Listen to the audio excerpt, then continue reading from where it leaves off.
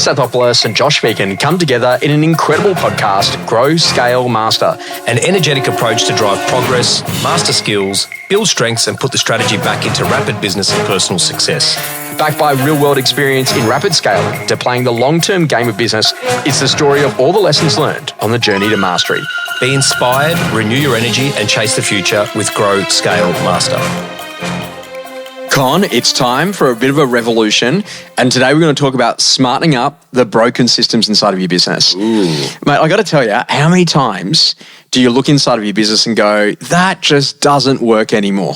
Every day, Josh. And I'm not talking about the whole thing. No, but seriously, Yes. it's a daily thing. Yes. You know, because systems and processes, checklists and whatnot, they need to adapt and evolve. But yeah. You know what normally happens is when you find the fault, that's when you go, the system's broken. Yeah. And the interesting conversation is that when you go to think about that, like, what is a broken system? So let's think about what systems thinking was all about. Yeah. And, you know, I was very lucky. My dad put me through ISO 9001, which was about certification with the 5 red ticks. Quality you might have seen assurance. that. Yeah, quality assurance. You would have seen that on the back of helmets and stuff. Yep. And in long story short, when you think about what a system was, it was a replicable way of doing something that would minimize variation and absolutely ensure consistency in delivery of service expectation. Yes. So like, okay, what does that mean? Well, like literally if you do it the same way over and over and over again, then you ultimately get a better result. But if you do it differently each time, then you get a very different result. Yeah. And so the basic idea is that there's an old school quote that, you know, to the amateur, there are lots of options, but to professional, there are only a few. So like literally, you know, when I go out, I don't know, if I play tennis or something as an example, I've got like 50 different ways I might try making that serve, but the professional has like a 16-step process to actually get to that outcome, right? Yes. And so when you start thinking about, okay, great, you know, what is a broken system? It's like literally we used to do this really well, and now all of a sudden we just don't do it well anymore because someone just forgot to read the checklist or doesn't send it out anymore, or that was something that was kind of important at the time but was let go. Yeah. And so what we also find too is that broken systems, that maybe the technology has replaced how we used to do it manually, but maybe the technology doesn't do it as well as we do it. Correct. And that's kind of an interesting thing, is that, like, you know, when we have a look at that, like, it's really, really important, you know, to absolutely make sure that you're understanding, okay, what's actually broken. So working with Carly, my team, I'm very lucky that, you know, we get to have these things inside of our business, and we have this little thing called a broken systems meeting. So we just go, okay, great, what's broken right now? And we just write out a list of everything that's broken, and we actually decide, okay, great, and which one of these are actually really worthwhile, you know, fixing. And where do we continually have the same sorts of issues coming up over and over again, where we just need to reimagine the system because it just doesn't work for that anymore? Yes. And so, you know, broken systems, I think, is a really nice way to kind of think that, like, any time that you're not getting what you want, or any time that you're experiencing a difference in the level of the service, then that's actually it. So when I say to someone, hey, you know, what are the challenges you've got right now? Whatever they say to me, in my brain, I think is a broken system. Do you ever in your own business right now test to see if you can break the system? Oh, yeah. Like, that's really easy to do. Right. Like, I'm going to say, you know, back in the COVID era when we did Blueprint fully virtual and there was no live in-room experience, we learned about some broken systems that day where, you know, 550 people tried to log in all within the same 6-minute window. Ah, yeah, right, gotcha. And do you know the number of people that didn't know which email address they bought the event from? Right. So did you buy it from Con at McGrath or Con personaltime@gmail.com, right? Yeah. And so it's a random email address. Well, that's not my email address, guys. Okay. But just starting to think a little bit about that. I get it. But so, okay, cool. That makes total sense. And so the whole conversation is that literally it's about, like, pressure testing. So yes, if you think about it as an agent, like, you know, maybe you can do 5 or 6 or arguably 7 open for inspections on a Saturday, but you go to 8, you're going to be broken. Yeah. Because, like, you won't get back to people, things aren't going to happen, things start feeling, falling off the wheel. Yeah. So what you got to realize that's a capacity limiter. So the only way to fix that is to either do less opens, or one of my agents, for example, in Lane Cove, does 20-minute open for inspections on apartments so he can do more. Gotcha. Or you move into a position that you add an extra person inside of your team that can do more, or you use some other sort of overflow mechanism of additional salespeople. So I think that this is about, like, smartening up is saying, hey, is there a better way? Yes. Okay, so I'm going to go through a couple of broken systems and get your feedback on it. Done. And I reckon that the biggest broken system inside of residential real estate is past clients. The reason what do you mean by that? So the reason I think about past clients as being broken is that last time I checked, businesses that do really well have repeat customers, and last time I checked, businesses that do really well know how to improve the lifetime value of a customer. Yes. Now, the databases don't track that in residential real estate. So you can't go and find people that have done multiple transactions, find people that have paid me the most amount in GCI, find me the most people that have paid the most number of transactions in property management, who's actually paid me the most fees for property management services. Yes. So if we were serious about it, we'd have a metric around it. So that's the first foundational conversation. I completely agree with you. So that past clients, it's not. Think about when you sell. I haven't finished about how broken it is. Sorry, Josh. Sorry. Okay. My apologies. So now let's go another way. This sounds like it's a broken system. Okay, right. So now think about this. So what we were kind of designed or taught, through the different eras of real estate training, was that every single time that you get a past client, what you actually now go and do is you go and set some sort of task or activity plan or something around that particular person. So every year for the next 15 years, we're supposed to ring that person on the day. Yes. And everyone was like contentious. Is it the day they bought it? Is it the day they settled? Like, is the date of the auction? Was it the day that the deposit was? So we're getting confused. And then what ends up happening is that goes into some sort of task-based system.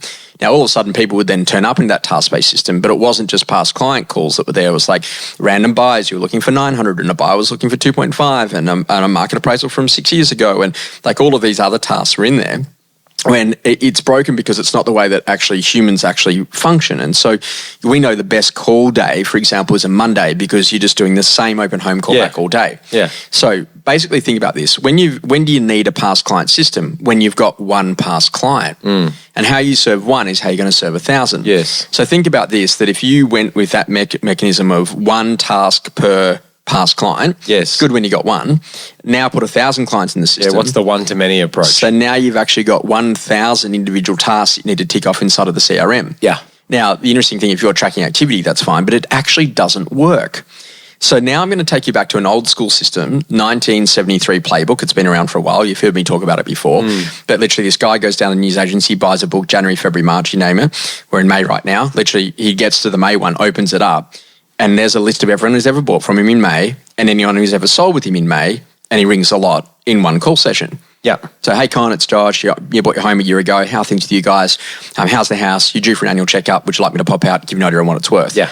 So what I think is that the current system of like we're supposed to go and call these people with like 1 million tasks doesn't actually work.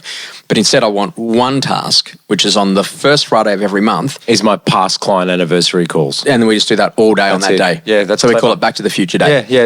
And so, right? So then we go and do it. And if we were super smart about the automations, like the CRM systems or even the portals would actually automate that and say, imagine this, like literally if a portal came to you and said, hey, Con, these are all the properties that you've sold in your career over the course of the last 10 years at McGrath. And it just gave you like with a link to the photos of every single property. Yeah. Press this button and we'll automatically email or SMS the vendor and say, hey, congratulations, you bought your house 10 years ago from Con. Press here if you'd like to request a free appraisal. Just for realestate.com.au. Or domain. That are listening to this, terms and conditions apply. Yes, that's patented. Yeah. But you're right. I get it. So that's past clients. Yeah. Okay. Secondary conversation. Yeah. So do you agree? What do you think? Is that a better way to fix that? Categorically, I've got a friend of mine in Melbourne that does this. Every time he sells a property for the buyer and seller, he has a shoebox and he's got a thank you card. Yeah. And it's an anniversary card. Yes. So as he's writing out his thank you cards, he writes out next year's anniversary cards and he puts that into the shoebox. Yes. I'm kidding you not, right? Yes. Yeah. And then he has that posted automatically. Yes. And that reminds him that when he writes that for Josh, he then does it for the next year. Yes. So yes, I totally agree with that. Okay. So now I'm going to put you into a situation. This is a game of choice, Con. Oh, gosh. Okay, here we go. Come on, mate. So there are two different appraisals you can go to. The first appraisal is actually someone who's got a job relocation.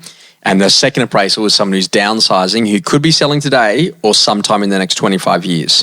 Which of the two listing presentations, and you can only choose one, are you going to? Are you going to the job relocation or are you going to the downsizer? Can I phone a friend? No. Can I have some thinking music time? Yeah. I'm going to job relocation, mate, because there's urgency there. Okay, so what you've just told me is that problem type determines the urgency of the seller. Categorically right. So why is there not a CRM in the world yet that categorises problem type market appraisals based on problem type?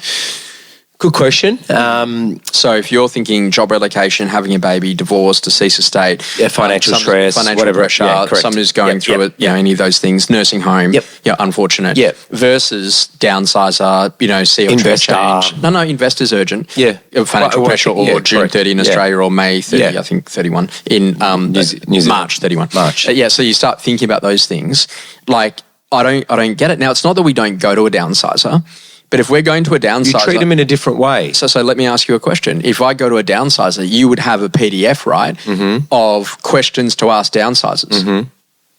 Yes. You'd have a downsizer's guide, wouldn't you? Correct, yes.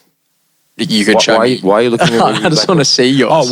Do I have one? Yeah. No, I thought we were talking conceptually. Come on, mate. No, I get what you're saying. No, I understand what you're saying. Yeah, you would have problem type, match that with a series of questions. And then take a one-page A4. There you go. So common questions to downsize ask, exactly can I buy before I sell? Can I sell before I buy? Do both of you actually want to do the move? How will you transact the financial stuff? How does it impact on my pensions, as an example, for over 55s? How does it impact on the over 55 superannuation benefits? So like, I don't understand, why are we sending people out to these situations completely unskilled to have the conversations and not have a resource that makes it easier, faster, better, and for that consumer to go, oh, you get me, so it makes it easier for them to do it. Because we haven't thought about the problem type that we're trying to solve. Because it's not in the CRM, or because we don't fill it out on the form? Because we don't have a process. Sounds broken. This is a good episode. Sorry, mate. Yeah, it's true though. A bit aggressive today. I know. What happened? How many coffees have you had? 0. Well, have you? I know what happened today. Yes, I know. You haven't spoken to anyone today. You haven't worked today, or you haven't had an event. Come on, mate. So the next one after that is that then I'm going to say that literally one of the core foundations of any great business leader is to manage risk. Yes, okay, correct. I agree. 3 areas of risk inside of a sales business. Yes. Number 1, do we actually have buyers to buy? Yes. Number 2, do we have sellers who are going to sell? Yes. And number 3, are our current listings moving to being more saleable? Correct. Okay, so Mondays, we're just going to go through our best buys. Yes. People that have made an offer, need to buy by a certain timeline, sold last weekend, have urgency, job relocation, you get the idea. Tuesdays, we're going to read over all of our seller pipeline, including every market appraisal based on problem type. Yep. And work out how that's going to work. And if we've got lots of buyer demand in a certain price range, then we're going to prospect against our sellers who might own a property of a similar type, or past clients or past market appraisals and or landlords where they live. Yep. And then on Wednesdays, we're just going to review current listings and work out what to do to move them from red light to green light. Yes, correct. Sounds like a good system. You're staring at me. I just want to know. I don't know. Am I in trouble? Do you feel that most agents would have that? No, they don't. So most agents, look, Mondays and Fridays and Saturdays are really predictable. Yes. Mondays I call back buyers. Yeah. You know, amongst other things, I call back, pipeline sellers and all that type of stuff. Fridays I'm calling sellers and buyers for Saturday. Saturday I'm doing opens and auctions. Tuesday, Wednesday, Thursday is where all the magic happens, right? Because they don't have a plan or a process around that, or their current system, as you put it very nicely, is broken. So yes, I totally agree with that. Great restaurants. Yep. First thing they do before they open. They're all meeting together. All right. So daily directions. Daily directions. What have we got on today? What's on the menu? What are the specials? You get the idea. What did we learn about service last night? Blah, blah, blah. So why don't we do that in a sales business? Because we're lazy. No, I'm serious, mate. I'm serious because we use daily directions. Sure. Because you're our coach for our business. Yes. And so the reason why we don't do things is because...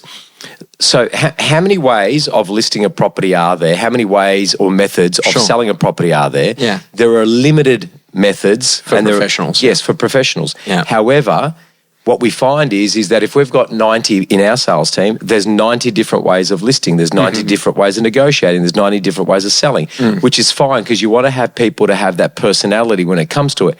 However, when you look at the mechanics of what we must do, the guy that's closing the airline door at the airport, he doesn't have his own little system. Sure. There is a system. Sure. Right? Because it guarantees an outcome. But for your top performing agents, and this is the thing about, being able to take someone brand new and get them to that as quickly as possible. Yes. Wouldn't you meet every morning and go, hey, Con, what's new to market in the last... Mate, we've got the agenda. It's pretty simple. Just go to Josh Phegan Blueprint and pull up the agenda and off you go. Daily directions. So what's listed, what's sold, what's at a price reduction now? What's at a price... Yeah, what's been withdrawn. Yes. And then what have we got on today? Correct. What do we need to be prepared for? You got it. So we're using it. So this is the basic idea. Smartening up your business is about fixing broken systems. Completely agree. 100% completely agree. Experiences that rapidly shaped you. So Con, like you might have seen see something, say something. And when you travel, you might have seen this up in like some of the airports and something.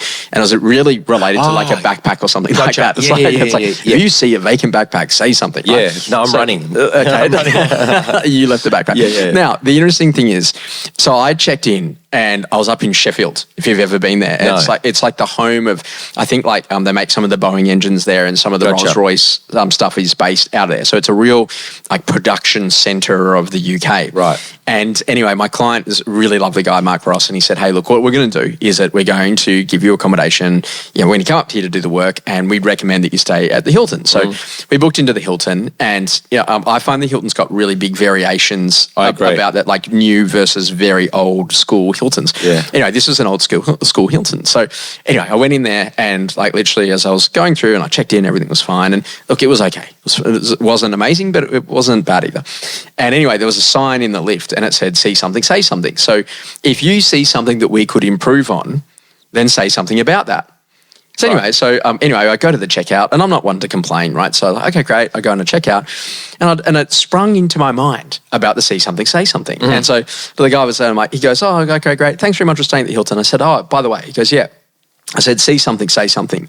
He looks at me weirdly and I said, oh, man, I just wanted to let you know the iron in my room was really bad. You said that? Yeah. Like one of those irons where yes. like the liquid comes out of it, dirties your own white shirt and it's got like some brown stains on it. I was like, man, the iron was really bad.